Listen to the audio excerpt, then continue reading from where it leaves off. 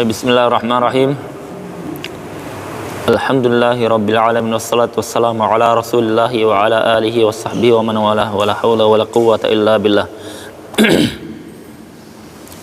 Allahumma ighfir lana wa li walidina wa li masyayikhina wa liman lahu haqqun alaina wa lil muslimina wal muslimat.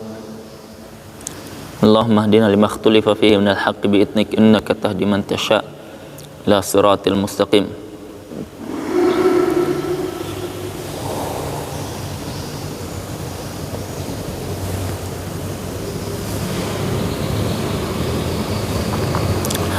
Kita lanjutkan membaca kitab Syekh Abdul Razak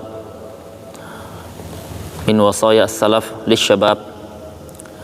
Di antara wasiat-wasiat para salaf terhadap para pemuda. Beliau melanjutkan,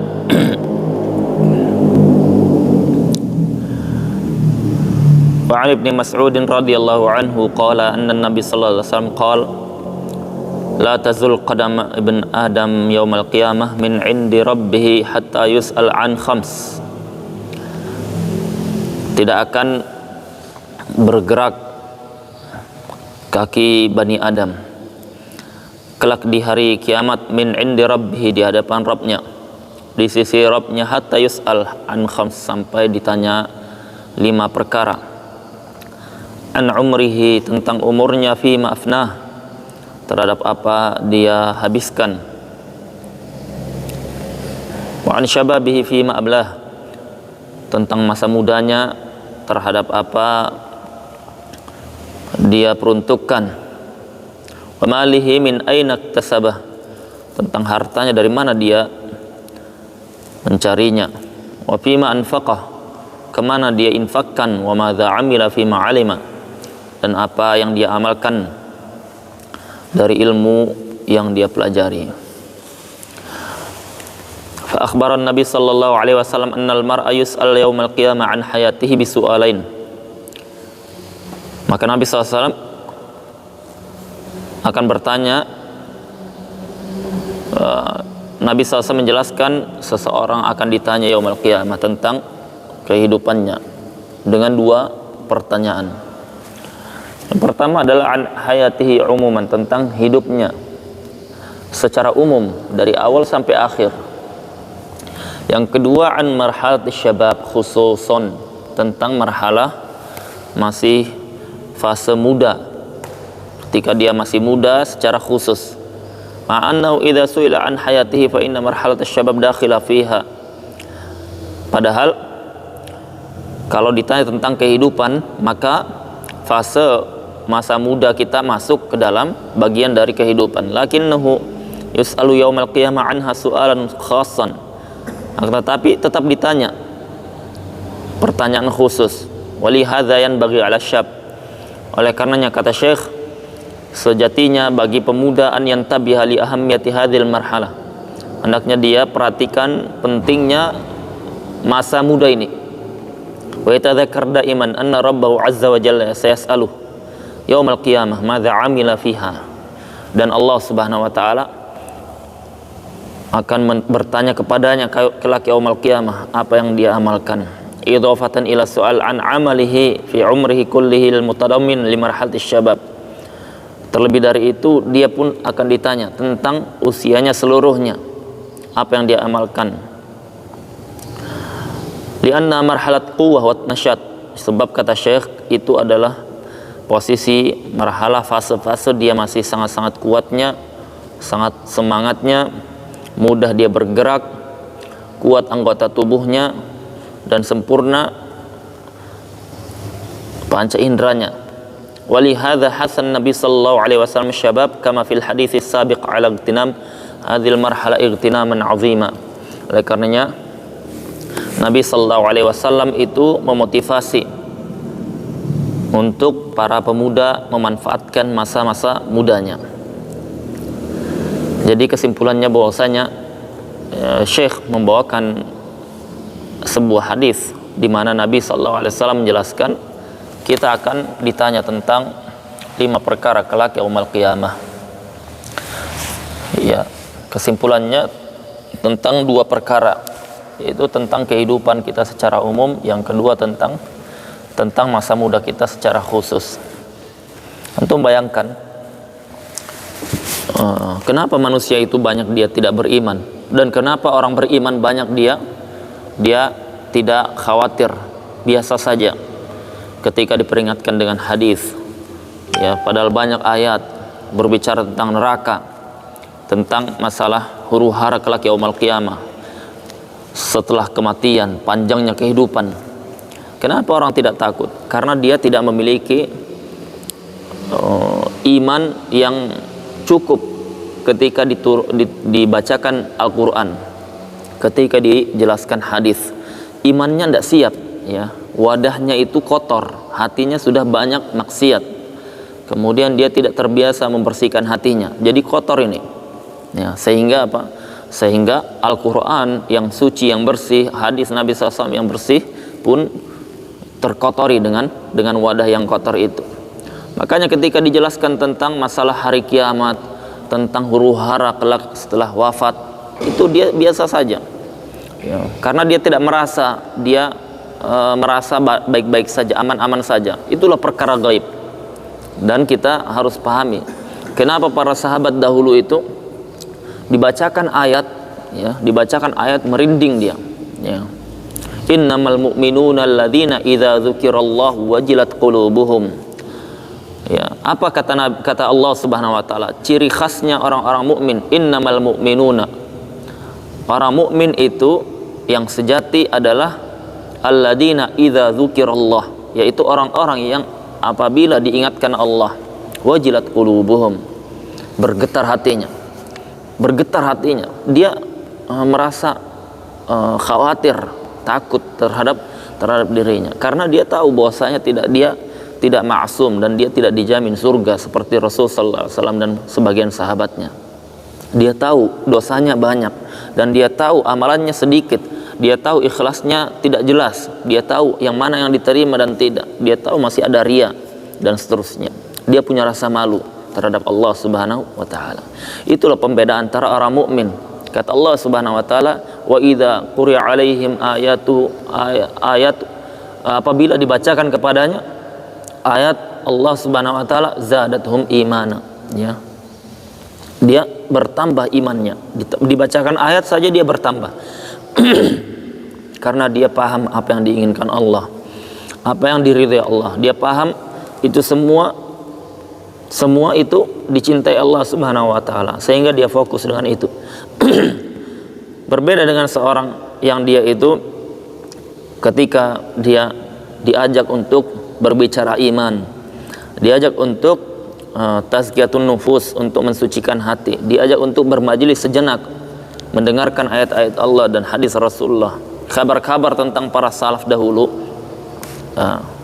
diajak untuk itu semuanya, orang tersebut tidak peduli. Maka apa? Maka itu diantara ciri Allah Subhanahu wa taala tidak memberikannya taufik, ya. Diantara ciri Allah Subhanahu wa taala tidak memberikan taufik adalah seorang ketika diajak kebaikan akhirat, dia tidak bersemangat, dia tidak seperti semangat mengejar dunia, ya. Dan kita jangan sampai termasuk golongan mereka.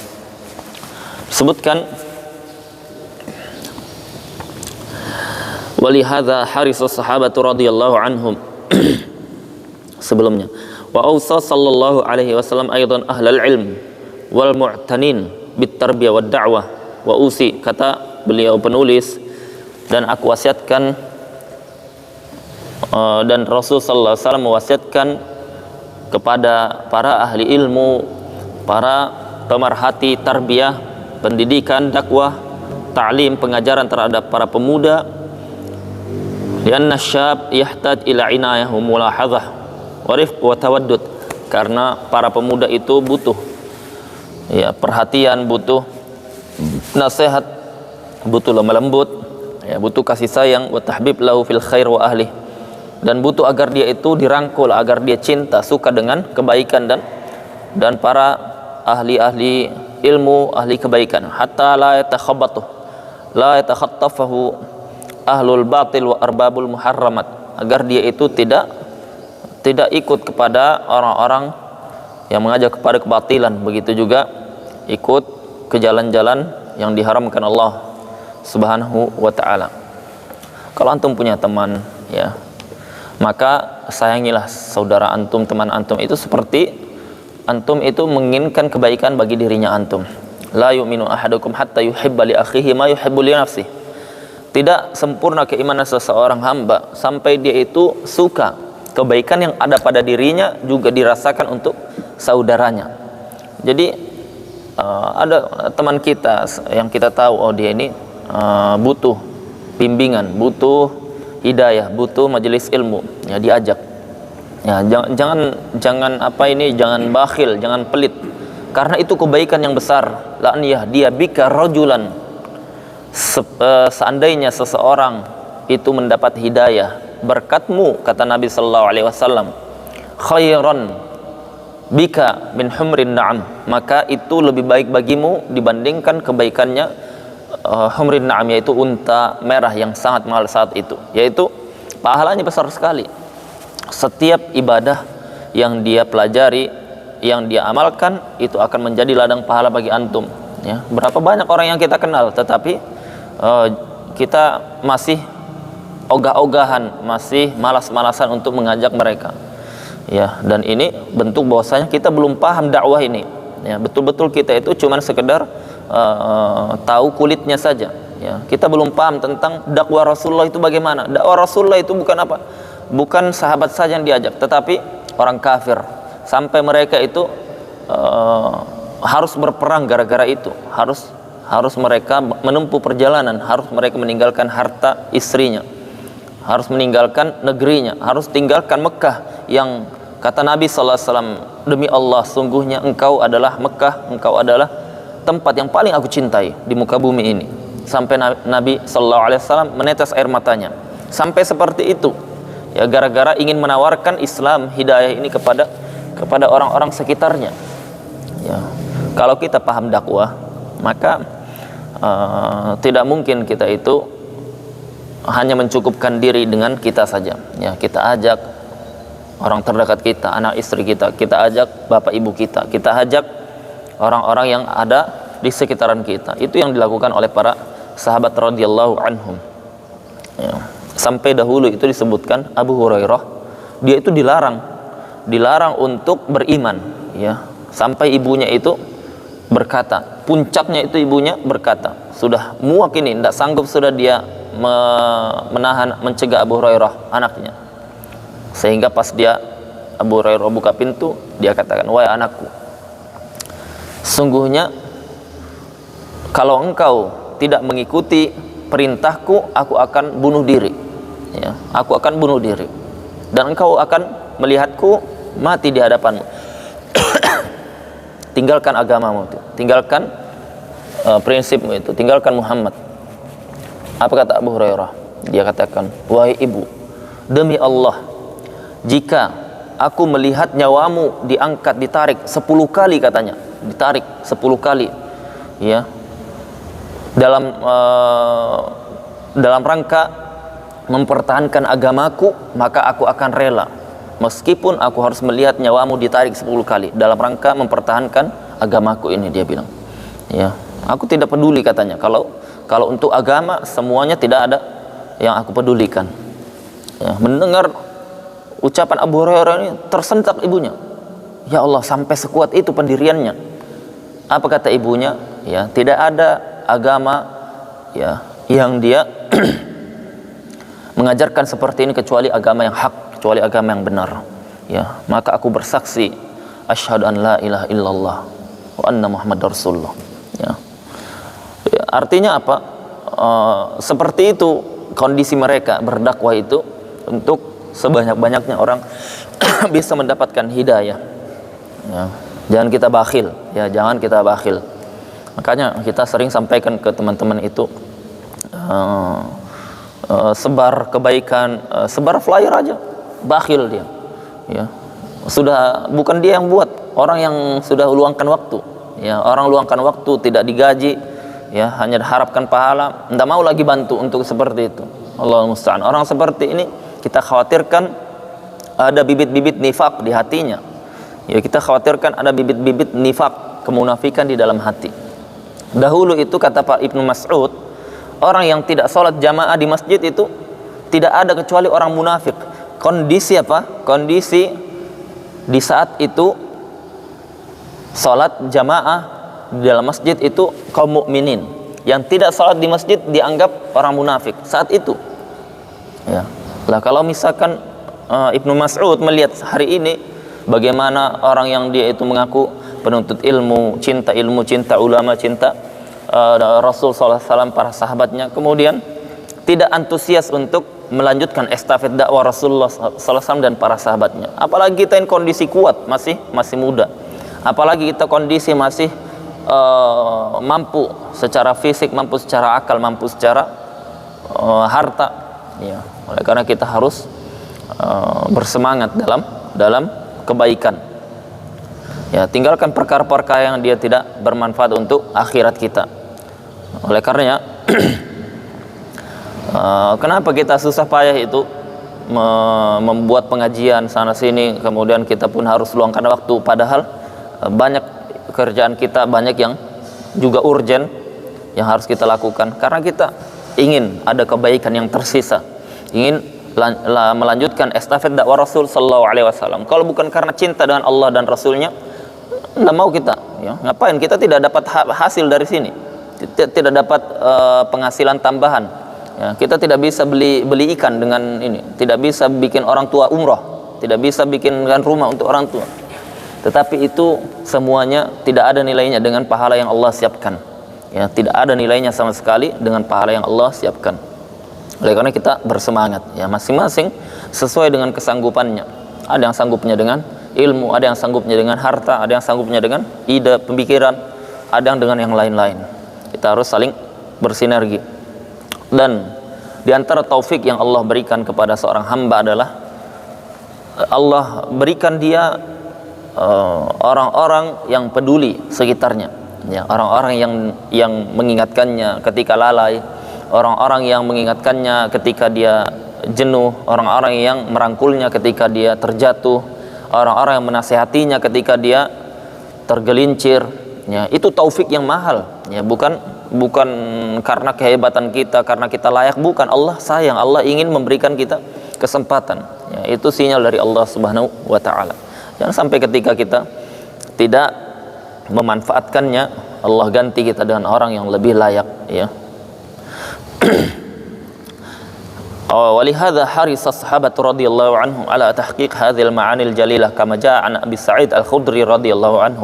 Oleh karenanya Nabi sallallahu alaihi wasallam, oleh karenanya para sahabat mereka sangat semangat untuk merealisasikan makna yang mulia ini, sebagaimana disebutkan dalam riwayat Abu Sa'id Al-Khudri, annahu kana idza ra'a syabab, beliau itu kalau melihat pemuda, qala marhaban bi wasiyati Rasulillah, selamat datang dengan wasiatnya Rasulullah, selamat datang dengan wasiatnya Rasulullah. Ausana, Rasul sallallahu alaihi wasallam mewasiatkan kepada kami an nuwasi'alakum fil majlis, agar melapangkan kalian tempat untuk hadir di dalam majelis ilmu. Maksudnya dahulu Rasul sallallahu alaihi wasallam ini berwasiat kepada sahabat, wahai para sahabatku, ya, kalau ada pemuda, rangkul dia, ajak dia, bukakan majelis ilmu, masukkan dia ke dalam majelis di mana orang soleh berkumpul, di mana ayat dibacakan, hadis diperingatkan, disampaikan, ya. Jadi intinya bagaimana mereka bisa mendengarkan ilmu, ya, bukan bagaimana bisa mereka ikut camping, bagaimana bisa ikut ngopi, bagaimana bisa ikut main futsal. Bukan itu cuma wasilah saja. Kita semangat seperti ini kan itu strategi kita, agar teman-teman yang masih muda ini tidak bosan, tidak jenuh, karena beda sudah imannya kita. Ya Allah, kita sekali, inflasi sekali iman kita ini, turun sekali sudah. Kalau tidak seperti itu caranya, khawatirkan bosan, dia jenuh, ya. Kalau para ulama jangankan ini, untuk bekerja saja dikurang-kuranginya untuk ilmu itu, belajarnya dari ba'da isya sampai azan subuh. Ada yang mampu begitu, ya, kabur nanti. Makanya kita siasati dengan seperti itu, ya. Dan disebutkan di sini wa an nufhimakum al hadis fa innakum khulufuna, ya. Di antara wasiat Rasul sallallahu alaihi wasallam kepada para sahabatnya, dan yang kedua adalah agar kami memahamkan, mengajarkan kalian al hadis, yaitu hadis-hadis Rasulullah sallallahu alaihi wasallam. Fa innakum khulufuna, karena kata Abu Sa'id Al-Khudri kepada para sahabat itu, sungguhnya kalian adalah para pewaris pengganti kami kelak. Ya, antum lihat dahulu pembesar-pembesar yang ada itu adalah orang-orang kecil semuanya. Ulama dahulu orang-orang kecil dia. Ulama-ulama yang ada sekarang dahulu penuntut ilmu biasa. Ketika orang-orang tua, para ulama yang senior meninggal, mereka menggantikan posisinya. Ya. Ustadz-ustadz yang sekarang ustadz-ustadz senior, ustadz besar yang namanya Masya Allah, ya. Dulu mereka adalah penuntut ilmu kecil yang hanya membaca alif bata, yang tidak bisa bahasa Arab, tapi dia menempuh jalurnya, menempuh jenjangnya. Akhirnya setelah senior semuanya wafat, mereka lah yang menempati posisinya, melanjutkan estafet dakwah. Pun begitu, kita pun sama.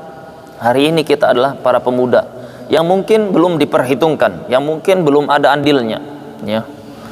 20 tahun ke depan, 10 tahun ke depan, kita yang akan memegang ini, ya. Kita akan yang memegang posisi seperti para sepuh-sepuh yang ada sekarang, ya. Pak Kiai, Ustadz Najmuddin kita, ya, dan yang semisal seusia beliau itu, ya, cepat atau lambat mereka akan meninggal, dan kita yang akan melanjutkan estafet dakwah mereka, ya. Kita butuh para pejuang dakwah yang dia itu tidak peduli dengan urusan dunia dalam rangka dakwah. Pokoknya kalau dalam rangka dakwah saya tidak peduli, saya dapat penghasilan atau tidak, saya dipuji atau tidak, ya, saya bisa mendapatkan bagian dunia atau tidak. Karena apa? Karena dakwah itu hanya Allah Subhanahu wa taala yang mampu mengganjarnya, yang mampu membayarnya. La as'alukum alaihi ajra in ajra illa 'ala Allah. Ya, mereka mengatakan ketika berdakwah, kami tidak meminta sedikit pun upah dari kalian. In ajra illa 'ala Allah. Yang akan membalas kami hanya Allah Subhanahu wa taala. Karena makhluk tidak mampu, ya. Saking besarnya balasan yang harus dibayar bagi para pejuang dakwah ini. Maka Nabi sallallahu alaihi wasallam mengatakan wa kana yuqbilu 'ala syab fayaqul, dan adalah Abu Sa'id Al-Khudri, ya. Abu Sa'id Al-Khudri dia yuqbilu asyab, ya, mengatakan kepada para pemuda, ya ibna akhi, wahai anak saudaraku, idza syakakta fi syai'in, kalau kalian ragu, kalau engkau ragu terhadap sesuatu perkara, fasalni hatta tastaiqin, tanya kepadaku, tanya, jangan malu, belajar menuntut ilmu. Obatnya jahil adalah bertanya, sampai engkau itu tidak ragu lagi, sampai engkau yakin, ya.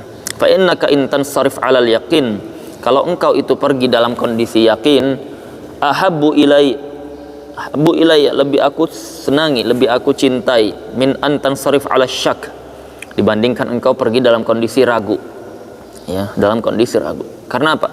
Pemuda itu usia labil, dia bingung, posisi ke depan ini ada dua jalan ini, ya, di hadapan kita ada dua jalur ke arah kanan dan jalur ke arah kiri, ya. Jalur kanan ini yang masalahnya diliputi dengan perkara-perkara yang menyulitkan, memberatkan, ya. Sedangkan jalur kiri diliputi dengan syahwat, ya, keharaman-keharaman yang dicintai hati, yang dicintai jiwa. Ya, Nabi SAW mengabarkan hujibatil jannah bil makarih wa hujibatin nar bis syahwat. Neraka itu dilingkupi dengan syahwat. Pokoknya ada syahwat di situ, ya, pacaran, merokok, sabu, ya, apalagi kumpul kebo, taruhan, ya, begadang, nonton bola, ya, kemudian bicara-bicara perkara-perkara yang tidak ada manfaatnya sama sekali, game sampai tengah malam, sampai subuh, ya, meninggalkan ibadah, tidak susah payah untuk hadir majelis ilmu, tidak susah payah untuk hadiri salat jamaah. Itu apa? Itu semuanya majelis jalur kiri ini. Sedangkan jalur kanan, wa hujibatil jannah bil makarih, dan diliputi surga itu dengan hal-hal yang tidak disukai hawa nafsu, tidak disukai jiwa. Ya, sulit, berat ini. Kita harus jihad subuh ini berat, tidak mudah. Ya, kalau bukan karena pahala, karena bukan karena ridha Allah, kalau bukan karena ikhlas, kita berat, ya, berat. Makanya namanya majelis ilmu itu jarang yang dia bertambah, yang ada berkurang. Itu sudah sunnatullah. Allah Subhanahu wa taala pilih orang-orang khusus yang memang layak. Ya, makanya layakkan diri kita. Ya, makanya kita kalau mau gampang itu, mau lihat seseorang, ya, kalau kami penuntut ilmu melihat seseorang itu gampang. Lihat saja istiqomahnya dia. Ya, dia layak jadi teman dekat atau tidak, itu lihat istiqomahnya dia. Ya, kalau dia baru diajak untuk berdakwah sedikit saja, menginfakkan sedikit harta, menginfakkan sedikit ide, meluangkan sedikit waktu, dia sudah ogah-ogahan, sudah. Ya, lebih baik kita cari yang lain daripada kecewa. Ya, daripada kecewa. Nabi sallallahu alaihi wasallam memilih sahabat-sahabat dekatnya itu hanya Abu Bakar dan Umar bin Khattab radhiyallahu anhuma, karena dua ini luar biasa ini, ya. Sahabat Nabi SAW banyak, tetapi yang dia betul-betul dekat di saat yang posisi safar, posisi perjalanan kemanapun, dua orang ini yang paling sering bersama Rasul SAW. Karena memang penting kita punya partner, punya circle sekeliling kita. Ya, meskipun tidak banyak, maka selagi orang-orang yang istiqomah itu akan sangat membantu. Tidak bisa juga kita tidak ada teman, karena kita akan lalai, kita akan khawatir, kita akan futur. Maka kata beliau, kalau engkau berpaling dariku dalam kondisi yakin, dalam kondisi iman, dalam kondisi paham jalan yang mana yang harus ditempuh, maka itu lebih aku cintai dibandingkan engkau ragu. Ya, karena kita namanya dakwah ini bicaranya iman, dia intinya di iman, bicara iman. Ya, dapat apa saya? Ya, tidak dapat apa-apa. Ya, di sini kita tidak menawarkan harta. Di sini tidak kita menawarkan hanya senang-senang. Tidak kita tawarkan gratis makan, diajak ngumpul terus, tidak. Ya, kita dakwah, kita hanya jadikan wasilah itu. Kalau sudah imannya kuat, semuanya sudah paham tujuan, ya kita akan kurangi hal-hal seperti itu. Kita akan kurangi hal-hal seperti itu. Karena apa? Karena fokus kita ini besar. Ya, kalau kita terlalu banyak yang seperti itu, perkara yang senang-senang saja, ya kita tidak mampu untuk menyelesaikan proyek akhirat kita. Wa kana Abdullah bin Mas'ud radhiyallahu anhu idza ra'a syab yatlubuna al-ilm. Abdullah bin Mas'ud kalau dia melihat seorang pemuda yang dia menuntut ilmu, qala, apa dia katakan? Marhaban bi yanabi' al-hikmah. Selamat datang terhadap yanabi' al-hikmah, yaitu pancaran hikmah, wa masabih az-zulam, dan cahaya kegelapan, ya, cahaya kegelapan. Khulqanish thiyab, ya, dua pakaian yang jududul qulub, yang hatinya masih bersih, masih suci. Hulusil buyut, yang dia mengindahkan rumah-rumah. Raihanu kulli qabilah, yaitu wewangian parfum yang dia itu mewangikan semua kabilah, semua warga sekitarnya. Artinya Ibnu Mas'ud ini sangat senang dengan pemuda yang datang menuntut ilmu. Ya, sampai dia memuji bagaimana pancaran hikmah, kemudian cahaya kegelapan. Karena ini pemuda yang belajar, dia akan menjadi penerang bagi orang sekitarnya. Bagi orang sekitarnya, minimal bagi keluarga satu rumahnya, satu atapnya. Ya, oleh karenanya orang yang dia itu datang menuntut ilmu, ketika kita lihat dia orang baru, ditegur, dirangkul, jadikan dia, masya Allah, anak seperti kayak kenal dengan antum sudah lama. Ya, hati anak bangga, bahagia ketika ada antum belajar itu. Oh, bagaimana orang tidak senang kalau seperti itu? Ya, ajak dia, ya, traktir sesekali. ya, di sebagian komunitas dakwah, ya, kita tahulah siapa. Ya, secara umum kalau ada datang temannya, misalkan pakaiannya masih lepis, ya, kemudian rambut cepak, dilihati kan? Dilihati. Sudah ndak assalamualaikum, ndak dirangkul, ndak dibaik-baiki, dilihati, ndak ditegur lagi. Ya, seperti dia anak yatim piatu di sini, seperti anak bawang. Ya. Dan ini pernah kita rasakan dulu waktu kita di Samarinda. Ya, istri cerita, awal kenal pengajian. Ya, pengajian kan banyak. Awal dia kenal pengajian, kami itu datang pakaian apa ini namanya? Ya, awal-awal hijrah lah, pakai pakaian seadanya, tapi masih jilbab syar'i. Hanya masih tidak terlalu besar lah, tidak bercadar. Kemudian datang ke majelis ilmu yang ada di sana. Pas datang semua cadar, ya, pakaian hitam-hitam. Kami dilihati karena kami ada 5 orang ini, ya, teman-teman 5 orang dari Unmul, dilihati, ndak ditegur, ndak maksudnya basa-basi lah, ndak ada sama sekali, dilihati kami. Minder kami, malu, ya, karena beda penampilan ini sudah minder, apalagi kalau tidak ditegur, apalagi dilihati. Ya, kata istri anak akhirnya adalah di KKN itu di Sangatta waktu itu sama majelis seperti itu, tapi jauh sekali, jauh seperti langit dan bumi. Yang di Sangatta itu kami dirangkul, diajak ini ke rumahnya, kemudian dibuatkan makan, kemudian ditanya, Masya Allah, kalian ini apa, semangat, terus istiqomah, pelan-pelan, tidak apa-apa, ya. Dan jauh sekali, atmosfernya jauh. Dia bilang, kalau misalkan dulu saya tidak kenal ini yang di Sangatta, mungkin saya akan kabur dari dakwah ini. Gara-gara apa? Itu teman-temannya semua seperti itu. Ini dakwah apa seperti ini? Ya, sudah eksklusif, ndak tegur, ndak ini lagi, ya. Nah, itu pengaruh sekali. Nah, maksudnya apa? Di sini ada contoh salaf kita bagaimana ketika ada pemuda dia datang menuntut ilmu. Marhaban ya saudaraku, ya engkau adalah calon emas, engkau adalah calon penerang umat, dan ya orang akan rindu dengan majelis ilmu, orang akan senang. Ya. Dan ini penting bagi kita semua untuk kita memahami bahwasanya dakwah ini butuh uslub, butuh metode, ya, agar orang suka. Ya. Kenapa anak tanya ini? Anak terheran-heran terkadang. Kenapa orang itu kalau nonton bola, kalau lihat Korea kok berjibun itu? Coba misalkan ada datang mungkin pemain bola di sini, mungkin satu berau ujung dari biduk-biduk mungkin datang, ya. Kenapa pertanyaannya kenapa kok bisa mereka buat orang itu suka itu? Nah, padahal dia tidak terlalu kan, biasa saja.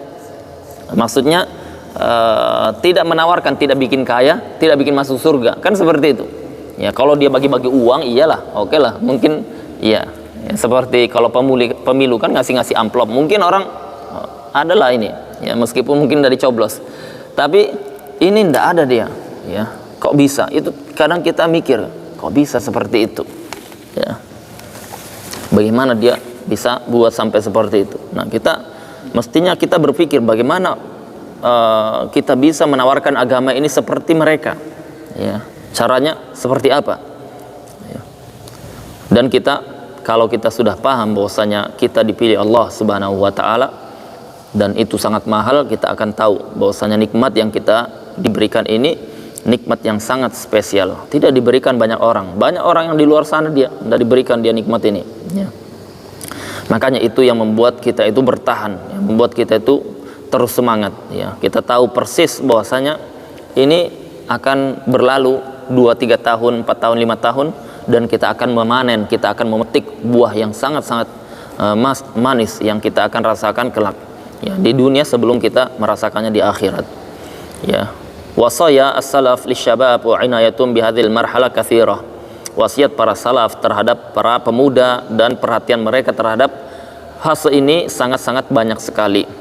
Di wa fi hadhir risalah, di risalah ini kitab Wasaya as-salaf lisyabab, ya, wasiat para salaf terhadap para pemuda, intaqaitu jumlatan minha, aku memilih sebagian darinya, tidak semuanya, ma'a ta'liq yasir ala kulli wasiyah, dengan memberikan ta'liq, ya, sedikit penjelasan yang ringan terhadap setiap wasiat yang ada.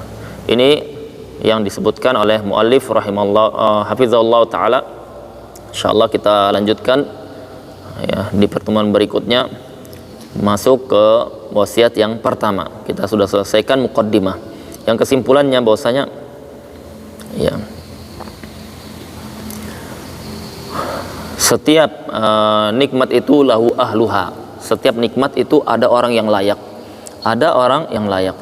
Allah itu terkadang seperti ini. Allah terkadang itu memberikan seseorang nikmat, diuji dengan nikmat ini. Dia itu layak atau tidak? Dia itu mapan atau tidak? Dia siap atau tidak? Ketika orang itu tidak, maka nikmat ini dicabut, dipindah ke orang yang berikutnya. Dikasih. Antum lihat banyaknya intikasat. Apa intikas itu? Berbalik arah, banting setir. Ya, yang dulunya dia semangat ikut pengajian, kemudian ternyata dia ikut komunitas tertentu, ya, jadi ahli hisab, pacaran, bahkan lebih dari itu, berubah. Antum lihat di sekitar antum pasti ada yang seperti itu. Yang dulunya mungkin teman atau semisalnya, ana punya teman seperti itu. Subhanallah. Ya, hidayah itu mahal. Dulu ana masuk pesantren, ada anak kecil, ya, ana lihat istiqomah dia itu. Orang-orang main bola, dia sendiri dengan Al-Qur'annya di masjid, sudah dengan pakaian bersih rapinya. Ana sampai iri dengan anak ini, karena kita baru dapat hidayah itu kan semangatnya kita. Karena habis kuliah kita ini, kuliah kiri kanan orang pacaran, orang peluk-pelukan, orang cipaki-cipiki. Ya, pas kita di pondok, ya Allah, Al-Qur'an dia ini. Ya, dia dengan ibadahnya tenang, anak itu tenang. Usia mungkin baru 12-13 tahun. Ana bilang nikmatnya ya Allah, orang ini, anak kecil ini diberikan hidayah dia seperti ini. Ya, hafalannya banyak.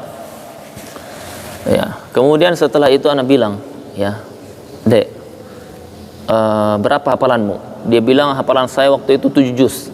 Ya, ana hafalannya baru 1 juz. Ya, insyaallah ana akan kejar hafalanmu itu. Ya, semangat kita. Antum semangat, ana semangat. Semangat dia.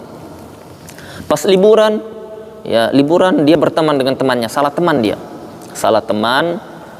Wala alam temannya bagaimana, akhirnya dia putuskan untuk berhenti mondok. Dan dia daftar di sekolah musik. Ya, dia ganti Al-Qur'an itu dengan musik.